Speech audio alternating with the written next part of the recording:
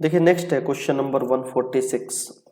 Question में कह रहा था सम ऑफ स्लोप्स ऑफ लाइन, ये पेयर ऑफ लाइन गिवन है डिग्री 2 में। वैसे तो लाइंस की जो इक्वेशन होती है आप जानते हो लीनियर फॉर्म में होती है डिग्री 1, डिग्री 2 में इसका मतलब ये पेयर ऑफ लाइन हमें गिवन है। ठीक है जी, पेयर ऑफ लाइन है तो दो लाइंस के अलग अलग स्लोप होंगे, तो एक को स्लोप मान लिया m1 और दूसरे को स्लोप मान लेते हैं m2। ठीक है जी, जनरलाइज फॉर्म क्या होती है, अगर आप इसको ढंग से डिटेल में अगर आप स्टडी करें तो वो कुछ इस टाइप की होती है, a x square plus 2hxy plus by square.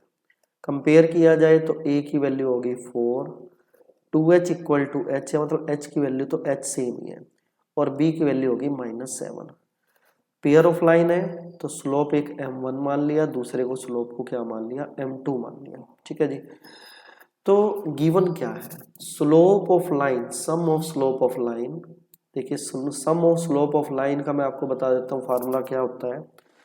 m1 plus m2 किसके इक्वल होता है, m1 प्लस m2 होता है -2h/b के इक्वल होता है। इसकी थ्योरी आप पढ़ोगे आपको ये डायरेक्ट रिजल्ट ही मिलेंगे, ये रिजल्ट होते ही हैं डायरेक्ट। और प्रोडक्ट ऑफ स्लोप होता है हमारे पास m1 इंटू m2 होता है a/b।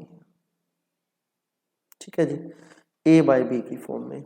तो m1 m2 ये सम ऑफ स्लोप और product of slope equal given है, इक्वल ही गिवन है, मतलब m1 plus m2 equal to m1 m2 given है।